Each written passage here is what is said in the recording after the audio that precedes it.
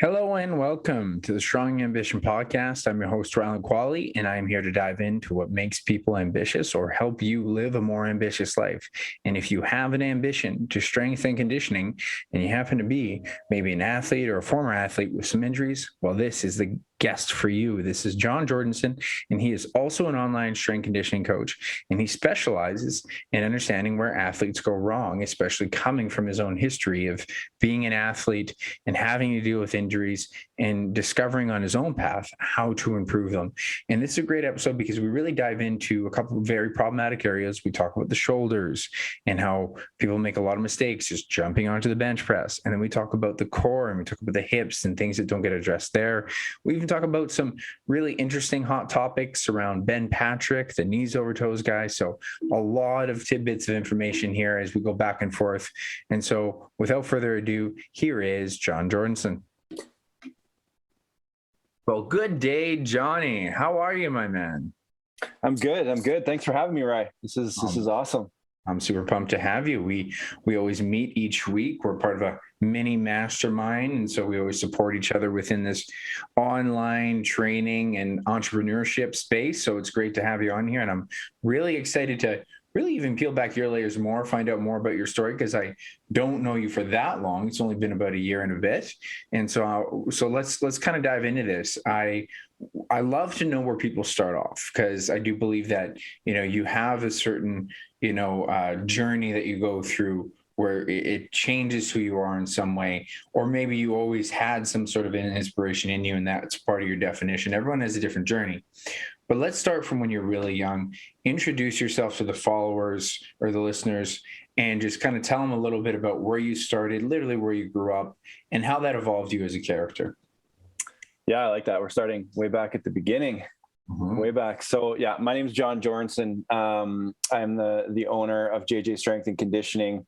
And I think way back it starts when, I started playing basketball at probably around like age 8 or 9. I didn't start super early. I kind of started a little bit later for, what most kids started with, but, basketball kind of became a quick identity for me. I work with a lot of former athletes, and I've sort of surrounded myself with, friends through basketball, coaches, teachers, all that kind of stuff in high school. And, I think it just really kind of created that identity around, like, I'm a basketball player. I was the tall, skinny kid, right? Coaches were pushing me into it. I guess it would have been like, I don't know, probably around like, it was just before middle school, maybe around grade 5, grade 6. And, eventually kind of took to it and I started to enjoy it. And I think that in and of itself really sort of led to, basketball into fitness into, kinesiology degree in university, all that kind of stuff. And just led me to where I am today. So that's the start of it. That's really cool. So, when you were what was your competitive experience like? I'm just really curious about that. I didn't have anything crazy, but I had some hockey. And for me, mine really came out more when I was boxing. And so I was really serious about it. What was your competitive experience like as an athlete? And what was it like being an athlete? And what did you learn from that experience? Yeah. So for me, I played sort of the high school level. I went to Westwood Collegiate. So we weren't really necessarily a basketball school. I was very much the, big fish in a small pond, right? I was good. I was the best player in the team. But actually for me, once I got into the provincials and the district levels, playing against, the best in the province and then traveling across Canada, I pretty much quickly realized that, being the big fish in the small pond, and then now you're the small fish in the big pond, and all of a sudden everyone's just as good, if not better than you. Right. And so for me, I kind of had the goal. I don't know if it was necessarily put in my head early on in high school. But I remember coaches saying like, oh, you've got a shot, you've got some potential to play university basketball. And I think potential had been a word, even still to this day, when I say potential, it's not a word I like to use because it, inherently the way that it was sort of seen, it puts pressure on, potential means you have expectations, you got to meet these expectations. So, for me wanting to play university basketball, that was sort of the goal. I guess you could say the end game. And back then it was the CIS level. So Bisons, Westman, the bigger universities in Canada, but I never quite made it. I ended up playing a league below that. I went to the CMU, Canadian Mennonite University, which is sort of equivalent of like a junior college in the States. So kind of like a stepping stone. And I did okay there. It was a fun experience, but I just wasn't able to meet that expectation that I guess I had put on myself or other people had put on me of playing, CIS basketball. So what was your second question? I can't remember the second part of that. Well, you explained it pretty well, but I think I'll just lead up to that, because that is a very important experience, and I totally know what you mean. I mean, when I was goaltending, I hated putting on pressure. You always know it's relevant, but in order for me to perform, which isn't a great mindset, but I couldn't think of the pressure. But it does weigh on a kid, right? And you're literally a kid, right? You teenager, even to a young adult, still have a pretty, kind of a kid-like mind. But during that development, and then getting into university and stuff like that, what was your training like? And do you ever look back and think, I wish I knew? Yeah. Oh, that's a great question. I wish I knew back then what I know now. So yeah, I got into training. Like I said, I was a skinny kid, and I think my dad, he wanted to, realize that strength training was probably something that was important for me to do. And we ended up I think he hired a trainer just for a couple of sessions just to sort of get into it. And I still remember to this day, this guy told me I'm too tall to squat, so we can't squat. We're going to get you doing leg press. And obviously now, being in the industry, think back to maybe how that shaped, even me as an athlete, kind of training from then on. But he told me I was too tall. You can't squat. And so back then, obviously training isn't what it is today, right? I think, it's come a long way. This is probably 25, 30 years ago. It's come a long way. And obviously we know that, there are different types of squats, different types of bodies, right? Tall kids can absolutely squat. It may be a little bit different than what someone else is doing. There may be progressions, regressions, whatever. But I started to train, and funny enough, this was a different trainer. I learned how to do a lot of things wrong through just having, a not very competent trainer.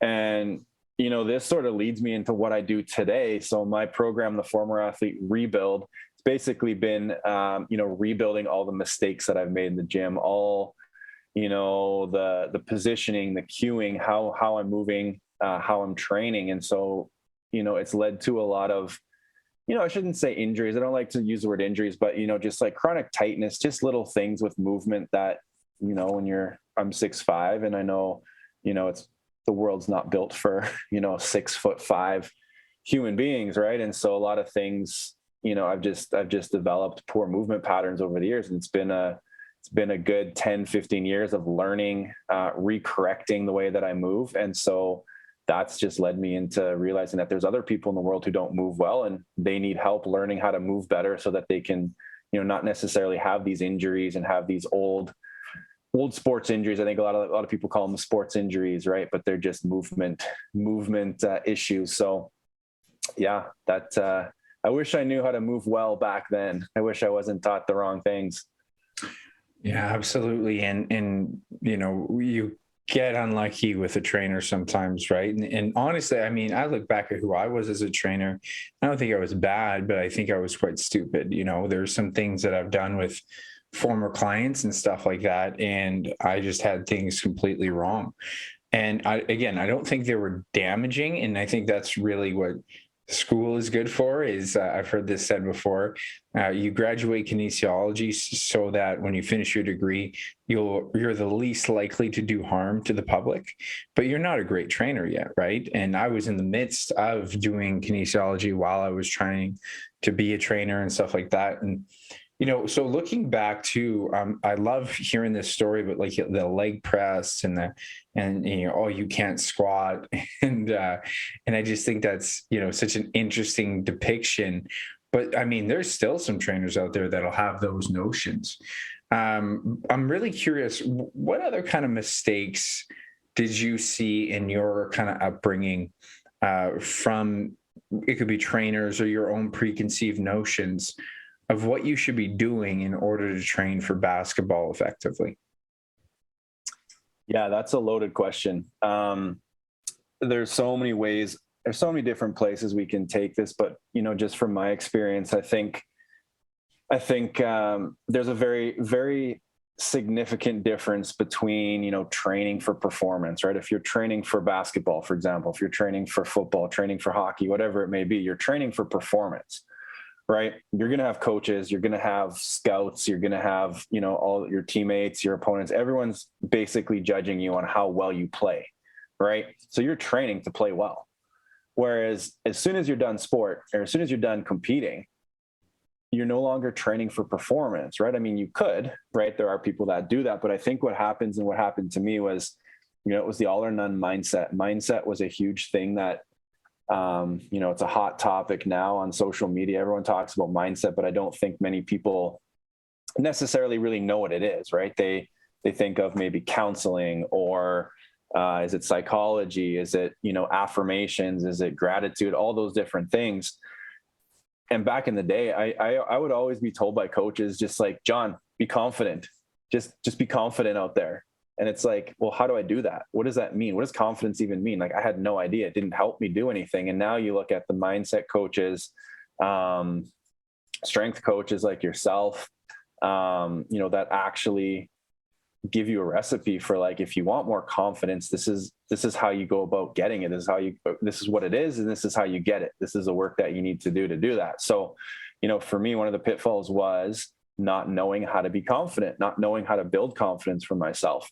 And I think what happened with the training after basketball was done is I just did what I always did. I just pretended to be confident. It's the whole fake it till you make it thing, right? Which, we can get into. I'm not a huge fan of that. I don't think you are either. I think we've had this conversation, but, I just did what I always did. I trained how coaches showed me how to train. And I thought the only way to train was balls to the wall, or there's no point in showing up. Right. And so the days that I didn't feel like training after basketball, and I was just, getting kind of busy with life, getting into a career, relationships, all that kind of stuff, I didn't have the energy. I didn't have the capacity to train. So I just didn't train.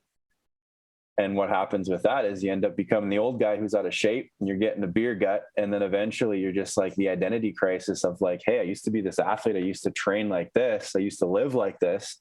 It's now gone. Right. And I think that's where a lot of former athletes get lost in, is just that transition into like a healthy, training to live your best life instead of training to perform your best, if that makes sense. Absolutely.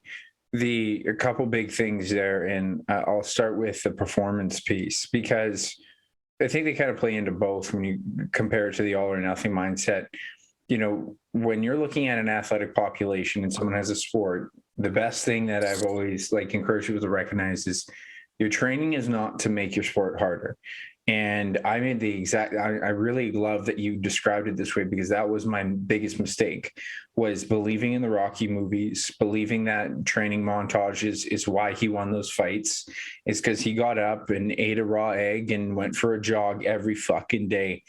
And realistically, if I have any athletes, I tell them to not run more than once a day, because you're not a runner. You're not running around the ring. So why would we have you run every day? I'm okay if you're doing some boxing patterns most days. I think that makes sense because that's your sport. But this all or nothing is just, it almost makes more sense. You don't have to overthink it. Just fucking work hard. And then what happens is exactly what you had and I had, which is you get burnt out. And then that also plays into the next part you talked about with the confidence. And the confidence, just love that statement. Be confident.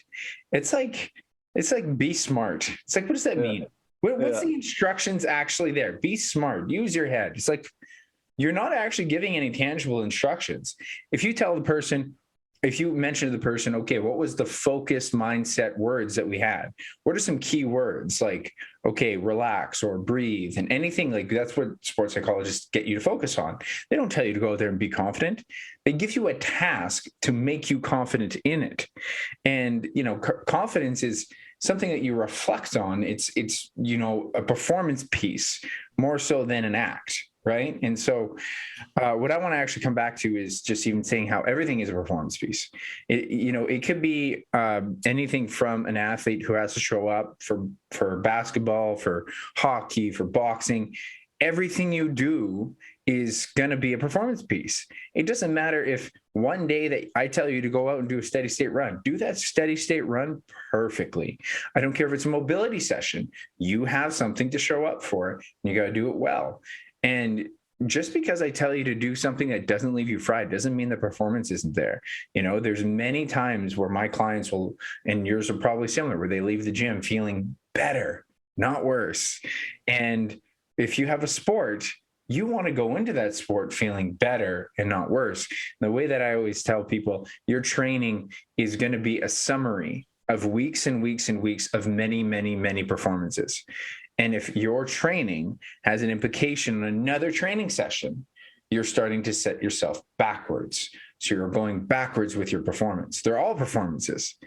And it doesn't matter if you're an athlete either, because you could go into bodybuilding, you could go into strength training, and you could just be a general public that wants to live healthy. It's all performing well, right? It's all getting the right intent out of each exercise. And it's a really challenging thing, because now we're talking about what is the right amount? Well, that's complicated, right? That's complicated. That's way harder to write in a meme. It's way easier to write no pain, no gain, rather than make sure you work out just enough, but not too much. That sounds sexy, but no, I really love hearing that story. I think most, not all, but quite a few trainers and strength conditioning coaches that get into this, I don't know of too many that don't have an injury or don't have some sort of story that changed their life. So I know for me, it was my shoulders. What was an impactful injury for you that both scarred you, but made you build stronger? Ooh, yeah. I would say, I think it's a combination between two. So I had shoulder injuries, a right shoulder injury and sort of a right hip injury, right? Obviously we know they're connected the whole body's connected, right? But this was actually, it's funny enough on Facebook, how they send you the reminders of what you posted back in the day. Right. And I remember seeing 2007, I had put out a Facebook post asking if anyone's had shoulder surgery before, because I was told that I had to get shoulder surgery. I was told my labrum was torn. I was working at the time, a buddy of mine, we were sort of kind of the young stupid guys that just wanted to lift super heavy, but didn't know exactly what we were doing. We didn't know how to train. We just, like you said, the Rocky movies, right? You just lift more, keep lifting heavier, and just keep going no matter what. If your shoulder hurts, you kind of stretch out something quickly and then just keep going, right? And so you gotta do the rotator cuff with the plates, right? Rotator. Yeah. Oh yeah. Yeah. And you got to go with a 10 pounds, right? You can't do a 5 because yeah. And that's exactly it. But, my shoulder was a mess and I just kept training through it. And I thought, I was taught squeeze the shoulder blades together to stabilize, just the wrong stuff. And, went to Pan Am. I was told I needed surgery. I got a second opinion. The guy told me that I don't need surgery, but I might need surgery. There's no tangible, this is what we're going to do. There's no confidence behind what they were saying. So I didn't believe in what they were saying. Right. And, 2007 until today, what are we, 2022, that's a long time. And in that frame, I found some really good trainers, some really good athletic therapists. I had gone to chiro, I had gone to physio, I had done everything, but it wasn't until I learned how my shoulder was supposed to move that I knew how to train it. And once I learned how to move, once I learned, that your shoulder isn't just your shoulder, your upper back is a huge part of it. Your thoracic mobility, all that kind of stuff is a part of it. I started to realize that chiropractors never told me this. My physio didn't really help me to understand it. They just gave me a piece of paper. So that was an injury for me that, even to this day, every once in a while, I'll sort of feel the old injury, but I know exactly what to do. I know exactly what makes it feel better. I know exactly why it's starting to hurt. And I think that's an injury that obviously got me into what I do today, right? Helping athletes rebuild their body, move better, get stronger. But it was, it's been a long road of learning and trying to figure things out on my own and finding the right people that can help me. Because, as we know, the healthcare, the fitness industry, isn't necessarily built the right way. And, going to a physio clinic and them putting doing some quick passive, testing on me and then throwing a heating pad on and helping 3 other people at the same time didn't fix my injury. Right. But I paid them to do it. So. Yeah. And the electro stim, they'll do the stim where it's like jolting. Yeah, which feels so good at the time, but it's not doing anything. You think it is, right? And so the really interesting. So let's dive into the shoulder, because it's very similar for myself. I had quite a similar evolution where it was like, wait a minute, what's going on in this joint? And I still remember, I think a year or so prior to doing to having a shoulder issue, I remember hearing some guys in the boxing gym talk about, oh yeah, you never want to get a rotator cuff injury. That's the worst. And I remember being at gym and doing a single arm barbell rollout. And I was like, man, that shoulder joint is strong. I'm good. And then a year or so later, rotator cuff tear. And I didn't get to hit the bag for 3 months.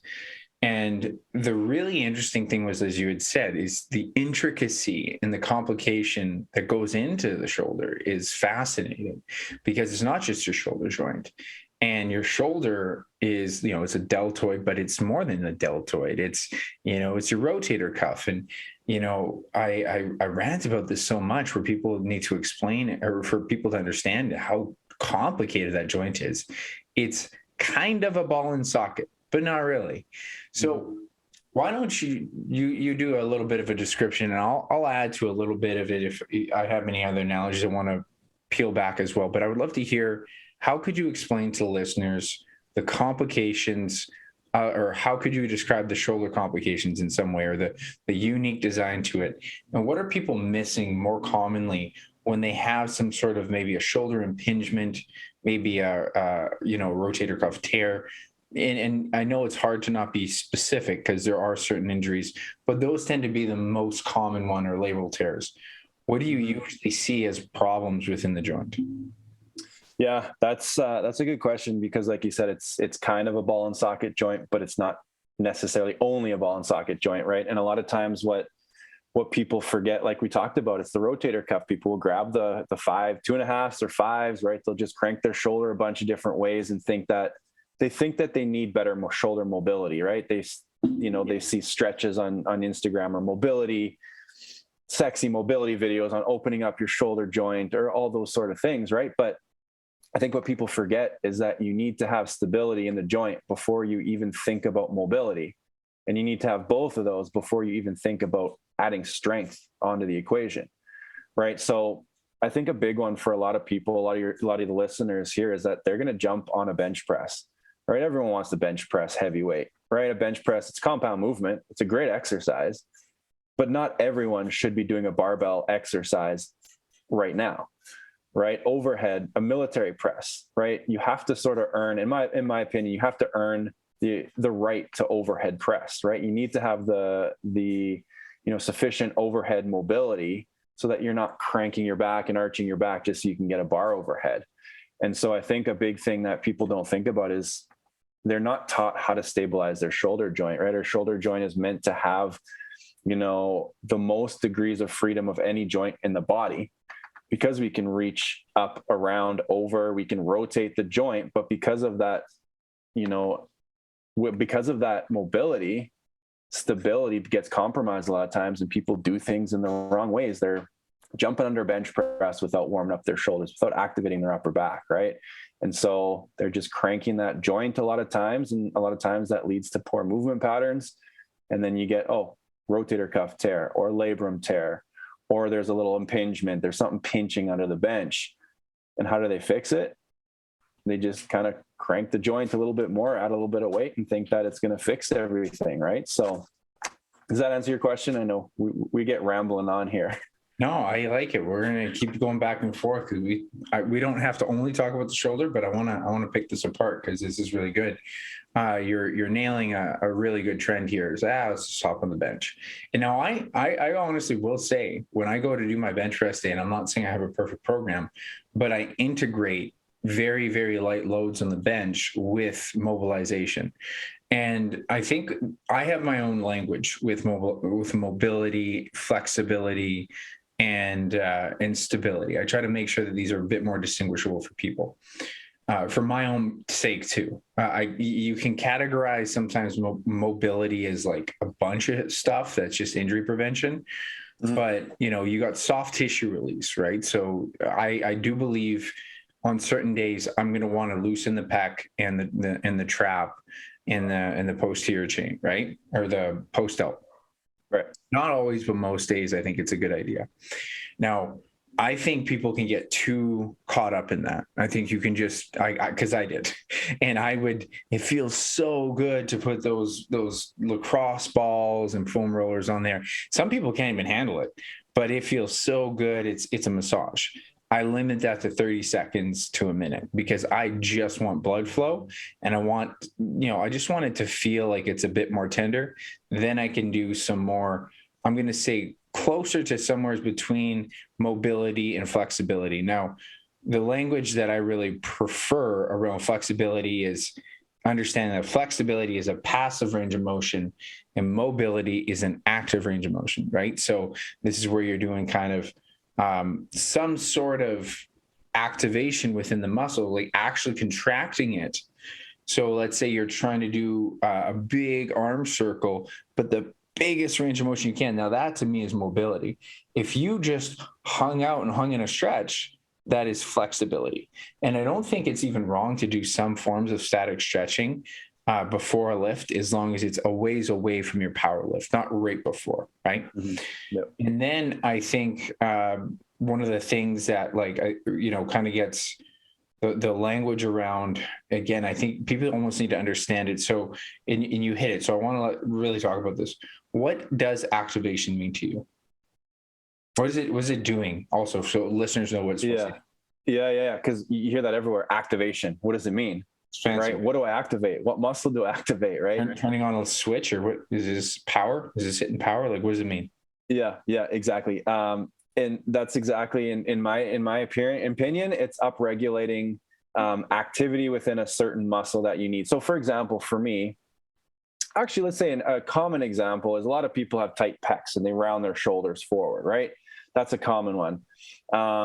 So activating, let's just say activating your upper back for lack of a better term right now, but being able to get that stability from your upper back so you have control of your shoulder blades, right? Your scapula, right? So activating your core, that's another big one that people talk about, right? Your core isn't inactive. I know, a lot of ATs, a lot of physios, a lot of the marketing language that people will use to say like your core is inactive. You need to activate your core. First off, your core works, right? If you're standing up, if you're sitting, your core is active, right? But maybe you need to get it in a different position, or maybe you need to focus a little bit more on a specific aspect of it, right? So what I talk about as well with like dead bugs is a great example, is just doing a couple sets of light dead bugs just so that you can get your core nice and tight. You can call it activating your core, or you can call it working your core. Some people call it creating tone in your abdomen, or whatever it is, whatever language you want to use. It just means getting yourself in a proper position so that the things that are tight, the muscles that are too tight, you're loosening those up, and the muscles that aren't as active, you're getting them you're waking them up essentially, right? So that you can move better and your lift is going to be better without injuring yourself.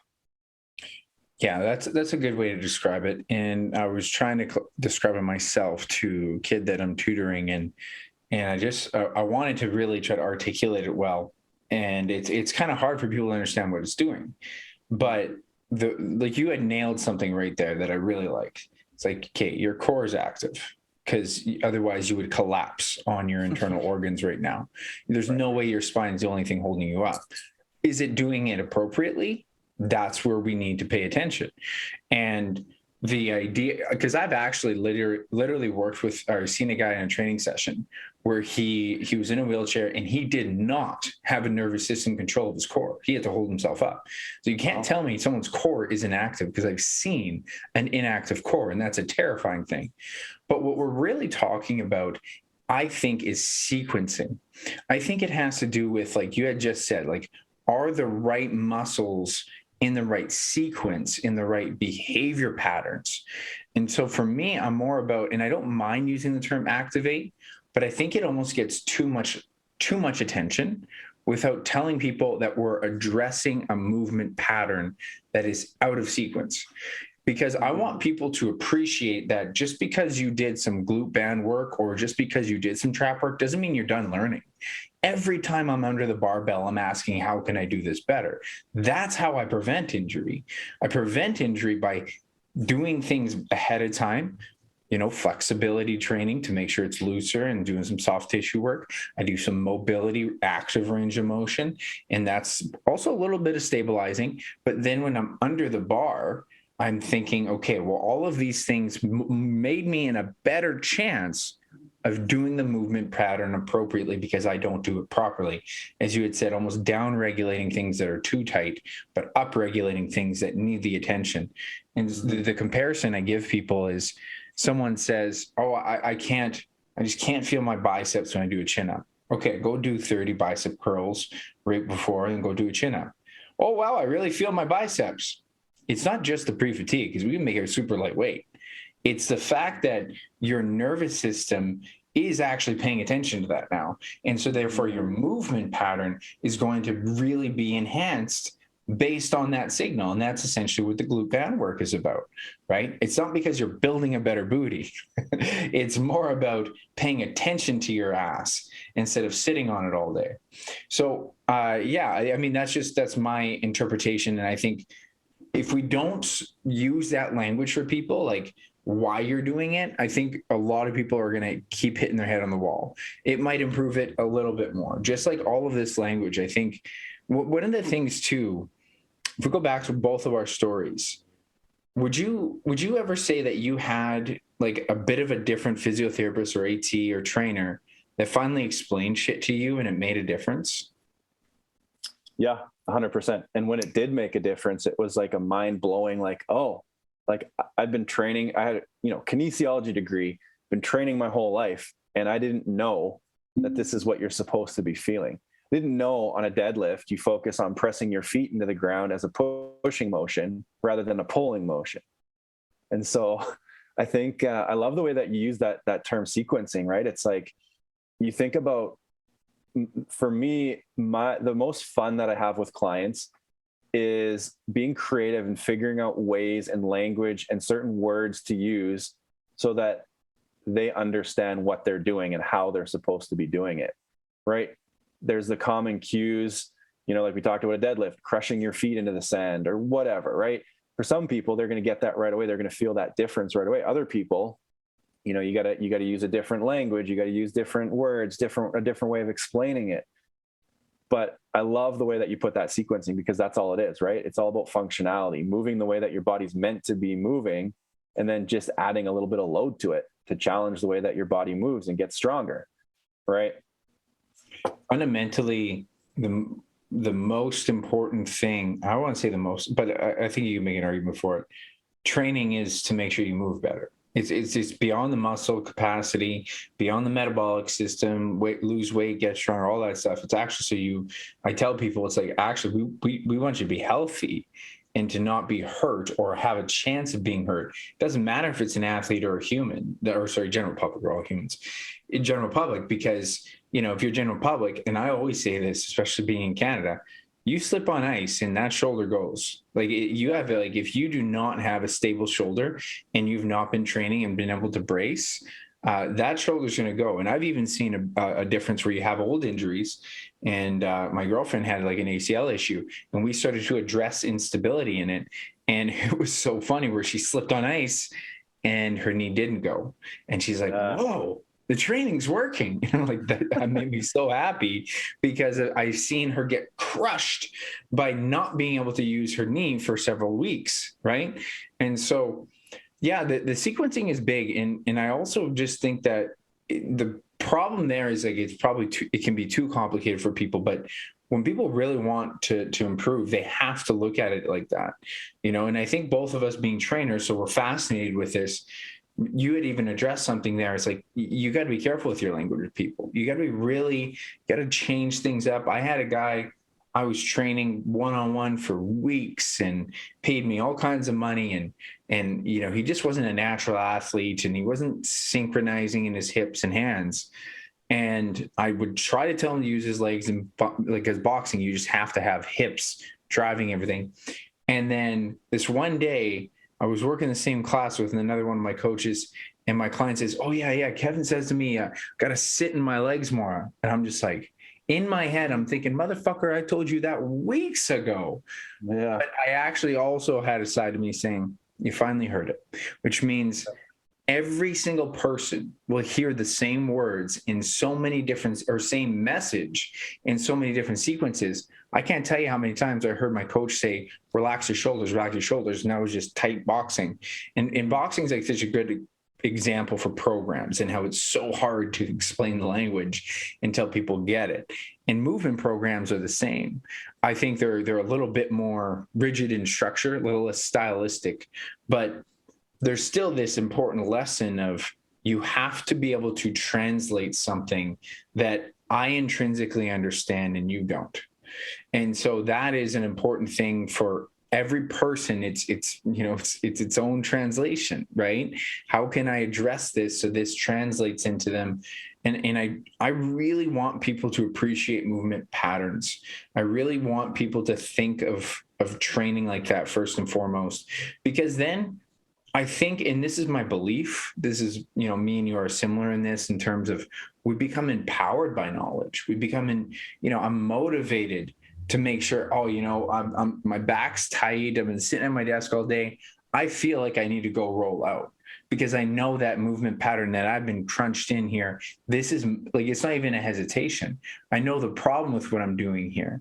I go into do that bench press, for example, as well. Another prime example. And I'm starting to feel that shoulder's not feeling good. Okay, well, this isn't a good day for bench. Maybe I just address all my posterior chain today. And because I have the knowledge of knowing what's inherently wrong, I am empowered to make the right choice of action. Now, let's kind of, I want to keep rolling a little bit into the shoulders, and let's just talk about a handful, and then we'll talk maybe about hips and back, because I think that would be helpful too from your perspective. What are a handful of, for those who are at a desk, have probably hunched shoulders, maybe do feel like shoulder immobility, what's a handful of recommendations you would have for whether it be mobility or stability to improve, and to maybe the person still wants to hit bench, or maybe they don't have to, but still keep their strength in their upper body to prevent the compensation patterns that they probably have sitting at a desk all day? Yeah, the desk junkies. One of my favorites that I kind of shouldn't say always go to, but like a simple wall angel, right? Whether it's seated or standing against the wall, right? I don't know if this is going to be a podcast. I don't know if the video is I can't really demo much here, but your back's against the wall. And I think the biggest thing I wanted to talk about too, when we talk about, cueing, is the old, pull your belly button in, right? It's the whole yoga cueing. And I think that's how do you brace your core, right? So when you're doing a wall angel, you want to brace your core. You're not pulling your belly button in, right? You're getting that low back flat against the wall, right? Your pelvis comes under, your ribs kind of pull down, bracing the core. And then it's simply just an external rotation with your arms up against the wall, right? I think a lot of times when you're at a desk, you kind of start to get the shoulders rounded forward a little bit. Your chest gets tight. You get that kind of, head forward a little bit. So being able to open up the chest, being able to get those shoulder blades free on the wall is one of my favorite shoulder, upper back mobility exercises. I think another one too is just really being aware of, everyone loves to do push-ups, bench press, all the pushing motions, kind of the vanity muscles, right? A lot of rowing, right? Making sure that your push-pull, you're pulling more than you're pulling, or pulling more than you're pushing. I think that's a big thing that people forget. And they think that, for me, before I jump on a bench, I'm going to hit back. I'm going to hit a lot of rowing variations before I even think of starting a press. Right. So if you can open up the shoulders and chest with some wall angels, you can get the back, some seated rows, even some lat pull downs is great. Get the shoulder blades locked in. Then you're coming onto your bench with good stability. You have that base of support that you can start to press off of. Yeah, I really like that idea of prepping the shoulders with that. Not only they're physically going to be warmer, but we talked about the activation, meaning you're turning on the muscle to improve the motor program. Well, a lot of people, and I didn't know it, didn't recognize the activation required for bench press with the lats. And what the lats are doing, the lats are stabilizing your core. The lats are bringing your shoulders down and in, and they're part of bracing your core. It's like a secondary core muscle when it comes down to it. And that's a really great strategy for people to appreciate, and even the priority of it. It's like, hey, you want the show muscle, but what people don't recognize is you don't have to do as much as you think in order to get, like, whether it's strength or vanity muscles. You don't have to do as much as you think, and you can't do as much as you want if you're injured. So it's like, keep it to that. I'm not 2-to-1 back to chest. I would say it depends on where I'm at. Like if I'm doing more of a hypertrophy program, I'm closer to 3-to-2. So 3 back for 2 push. And if I am doing more as far as like programming for athletes, then I go closer to 2-to-1, especially if you got a boxing athlete, and you got a basketball player, like there's a lot of push motions in that. So you do need to recognize those as being physical acts, and you're going to want to pull away from it. But I do really like that, the wall angels. One of the other things I also like to encourage a cue in, like any range of motion, go back to the mobility term, is like I think the term I've heard was CARs, like controlled articular rotations. And I think it was ironic that I discovered it through bodybuilding, because when I was doing the posing, I would basically, I'm doing a back double bi. So my arms are up here. And right now I'm actually starting to do them more because my shoulders are losing mobility. But bear in mind, I was going lighter weight because I was so tired. And I just want to do hypertrophy movements. So I was just trying to hit those muscles. But when you do a back double bi, you're told to externally rotate as much as you can, actively push back, actively push, and then suck in your abdominal. You're actually doing a vacuum. You're trying to pull it in. Now, it's not bracing your core, but you're stimulating your core and you're actively pulling into it. I think one of the things that also gets missed in injury prevention is you can't just stretch without a signal. Like that's not going to do much. You're going to feel good for that 30 seconds after, and you go right back to your compensation pattern. Yeah. So when you even said like this, the wall angels, like something that I even find now for myself is I'm pushing into that wall. I am trying to turn on the muscle. So it's like, hey, we need to make some room here, which will also then elongate the front better. And I always try to use this term pattern because I want my body to remember a pattern. And if you don't send it a substantial signal, and that could be active range of motion, stability, that could be loading it, that could be carrying around it, or even I honestly think breathing. That's why I think yoga is so effective. Yeah. Because yoga breathes into an extended range of motion, usually stabilizing something. So love those tips. I think those are great. Now let's dive into the hip. What did you learn about the hip, and what do you think people are missing? What did I learn about the hip? The hip, people talk about core and they think your core is your abs, the 6-pack, right? Your hips are your core. They're a part of your core. And, we talked about desk jockeys, right? Guys who are at their desk or girls who are at their desk a lot, right? Your hips, if your hips are not moving well, you're going to have back issues, or you're going to have knee issues, or you're going to have, you could even have ankle, whatever, right? Your hips are your core. So if your core, you don't have that proper mobility and movement from your hips, it's going to lead to a lot of other problems. And that's a lot of what I see with the clients that I work with now, right? The guys who are, they played basketball 10, 15, 20 years ago, and they haven't even really worked out since. Their hips are a mess, right? Because that's the very core, the very center of their body. So a lot of hip issues, or a lot of issues, I should say, in general, do tend to happen from the core, which is your hips. So very, very well said. I think what I want to describe a little bit better is what part of the hips. And I think there is many parts of the hips. It's kind of like the shoulder, We're not just talking about the delts. We're talking about the rotator cuff, teres minor, teres major, supraspinatus, all these things circle around it. Now, they don't need to know all of it, but there's probably some muscle groups that I think within the hip that we can pay attention to.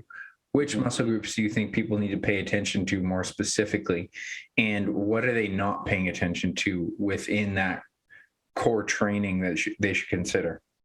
Yeah, well, I'm going to say first off, people think it's going to be glutes because glutes are the new six pack, right? Everyone's got the booty workouts, the booty bands. I'm going to go with adductors. I'm going to go with, for your groin, right? Your adductors are a muscle group that, I find people don't work. They don't know how to work their adductors, right? It's a different plane of motion. People do squats, people do deadlifts, people do, glute bridges, all those sort of things, hip thrusts. But how do you work your adductors, your groin, right? And, one of my favorite exercises that I go to quite often when I do have hip issues is a Copenhagen plank, right? So you're, just to kind of describe it, you either have your feet or maybe your knees, one on top of a bench, one underneath of the bench, and then you're hitting a side plank, right? So your adductor, your groin on that top leg has to work against that bench to keep your hips up. And then your bottom leg also has to work to kind of squeeze that bench, whether you're going knees on the bench or feet on the bench. That's a huge, just simply doing that exercise once, even twice a week. If you're having hip issues, give that a go. I know obviously there could be a lot of other things going on, but that's a common one that I see. What do you think? What's your opinion? No, I really, that's something I've had to address more is my adductors. I think it's interesting where adductors get forgotten and hip flexors can also get forgotten. Like they're important muscles that get tight, but they don't get strengthened.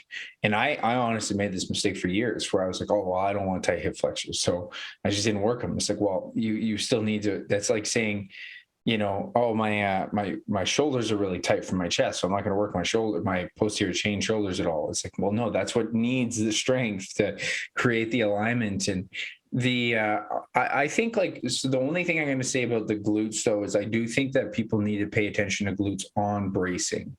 And I think that's a part of the whole concept that gets missed. Someone does a plank, how many times do you see a huge lordosis or hips are way in the air and they don't know how, they basically just don't contract their glutes and more specifically glute max, right? Because that's part of your hip extensor. So to make it a true core, like I think it's a primary core muscle. When you go into adductors, and I could argue for it to be kind of this primary, secondary, depending on the movement pattern, but I would say it's a bit close to secondary, but it like the hip flexors, I think would be primary because the hip flexors, I was doing ab wheel from my toes the other day and I'm still sore and I could barely do flutter kicks after. I'm like, okay, I'm strengthening my hip flexors, keeping my core braced to do like a rollout.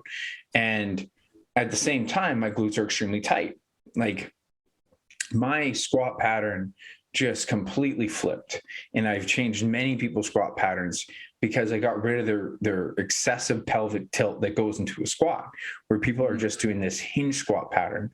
So I really like that you addressed the booty is like the thing, but like know why the glutes are a stability muscle and actually are helping your core, not just during your glute work, during your core work, during your planking, during your carries. Like see how the glute functions as a part of that stability, and then address those adductors and still address those hip flexors because and we can, I am going to ask you about Ben Patrick, the knees over toes guy. We're going to talk about that. Nice. But he does address this very well. And he says, no one's doing these reverse squats is what he calls them. Yeah. And the one day I did, I'm like, holy shit, my hip flexors are so weak.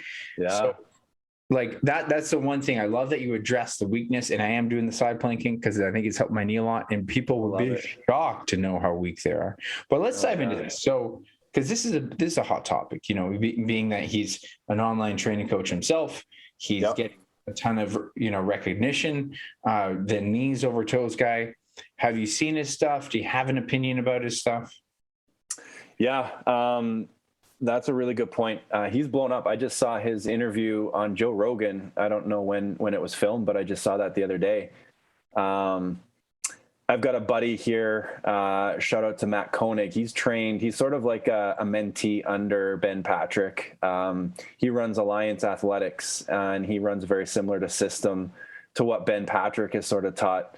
I think they're the Athletic Truth Group is what they kind of, their official name. But yeah, knees over toes guy. I think I like him. I know there's a lot of controversy around the way that he trains and the way that he teaches movement. But our bodies are resilient. Our bodies are meant to move in different ways. People say you're not supposed to have your knee over your toe, which first off is a complete myth. I think a great example are sissy squats, right? So squats where your full hip flex or hip extension, and then your knees are coming way over your toes. You're actually kind of shifting your weight off of your heels onto the ball of your foot, right? And you're putting more of that stress on the front of your knee to create that tension that you need to strengthen the ligaments, the muscles all around the knee. But not everybody can do sissy squats right now today. They have to progress up to doing what he's doing. I don't know how long he's been training or how long he's been doing it. But I think that's where that's where the misconception comes from, because people will see his stuff. They'll see an Instagram video that looks really cool, and then they're going to go and try what he's doing that he's been doing for the last maybe 5 years. Right. So they have to start at a point where they regress it to a point where they're not going to injure their knee. They're not going to injure themselves, just like any other training, right? Just like my squats back in the day. Yeah, maybe I couldn't back squat at that time.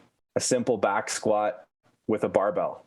So why didn't he teach me a goblet squat? Why didn't he teach me how to do a bodyweight squat with a TRX? Why didn't I learn how to do a box squat and simply sit to stand and learn how to do that properly, right? So yeah, knees over toes guy, Ben Patrick, he's very interesting. He's very, very well educated. And I think he's got a podcast. I don't know if you've ever listened to it, but he's yeah, no, you're right. I think he's super well read.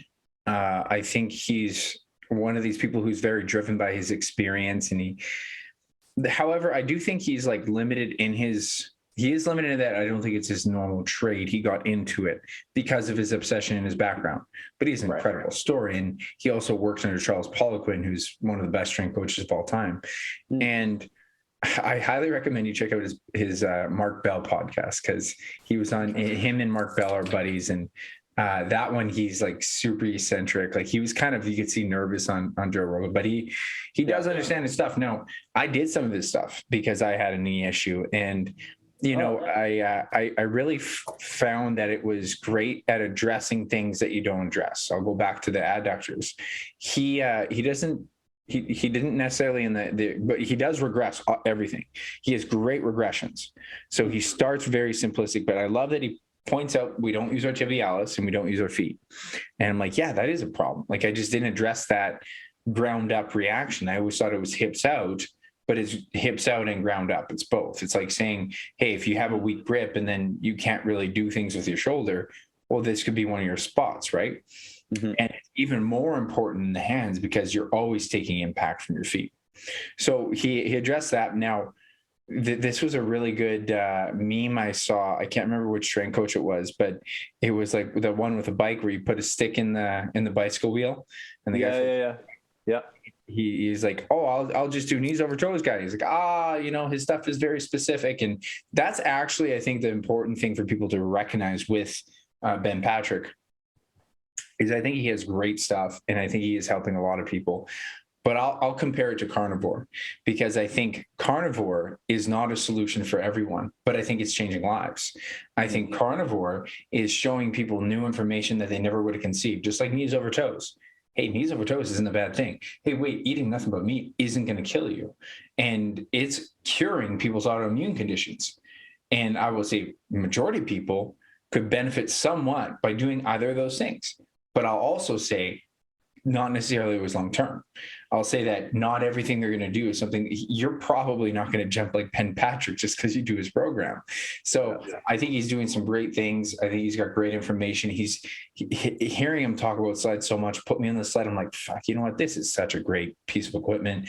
But I heard Joe DeFranco talk about that. I've heard, Westside Barbell always talk about it. Like, that's not super new information, but how much he addressed it, I'm like, I got to get into it. And it influenced me. And, I think that the tibialis is something that gets ignored. I think hip flexors do get ignored. So I do love seeing strength coaches come onto the scene, any sort of an influencer come on the scene and just show their story that's unique and a bit against the normalcy, right? And so I do value him for that. And I think it's really cool. But so I think we covered a lot there. What I would love to know, and I'm going to have you another time, we'll keep picking apart other stuff down the road, but what I want to know, as it's a Strong Ambition podcast, why don't you tell us what your most recent ambition is? What are you going after? What's something that gets you excited? Yeah, I love the name Strong Ambition. You got that logo behind you too. I think for me, right now, my biggest ambition is to help a certain number of people. I can say it here, 1,000 people, right? I want to influence 1,000 people, and get them to change their opinion on what they think of fitness, right? What they think of strength and conditioning, right? And we've sort of talked about it too, is, people get caught up in training how they used to train when they were younger, and realizing that there's a different way to do things. You don't always have to do things the same way that you did when you were 20, right? And so, my biggest ambition is to change the way that people look at, strength and conditioning for my program's former athlete rebuild, not necessarily former athletes, but, I see everybody as an athlete at some point, right? Human beings are athletes. It's the way that you move. It's not just if you played professional sports or college sports, you're an athlete, right? I think that's meant to be said, but are important to be said. But I think right now, people need to learn how to move. And when you know how to move, I think you had said something around, like, when you do something right, or you feel something that's moved right for the first time, or you've done a movement well, you inherently know. Your body has this intelligence beyond what we just think in the moment, right? When you've done something right. And we talked about that shift when I did a deadlift for the first time, right? My back didn't blow out. I lifted 405 as my PR at the time. And I lifted 405 off the ground. My back didn't hurt. I didn't leave the gym feeling sore. I didn't leave the gym feeling tight. I actually felt loose. I felt strong, and I felt really good for the next couple of days. Right. So teaching people how to move and how to get strong, I think will change, not only physically, but mentally. And for me, that's my biggest ambition, is to create a community of former athletes that can move well and are strong and ambitious, just like you're doing with what you've got going on. So. Yeah, that's awesome. I think that is super important that people recognize that. And, when we come from our own faults and our own, challenges, essentially is what drives us so much, to make sure that people don't have to suffer that way. So I think it's great what you're doing. And this was a really fun conversation. We'll do another one in the future. So I had to cut Jon off there because his old Instagram account actually got cut off. And so you'll see it in the show notes.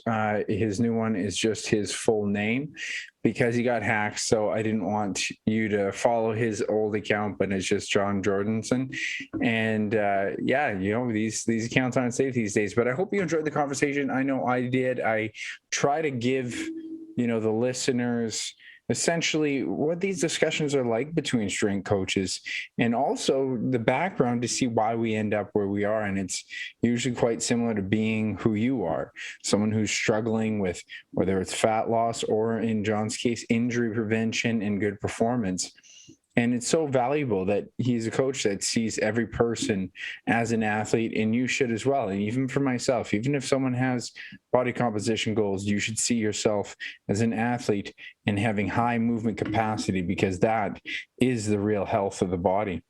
So I hope you learned a lot today, and don't hesitate to check out Jonny's page. Check out my page at RQ Training Nutrition. Check out my website, rqtrainingnutrition.com. But as always, I got to leave you with that one final thought. Don't forget that it's not about the pursuit of happiness, but rather it's about the happiness within the pursuit. Check you later.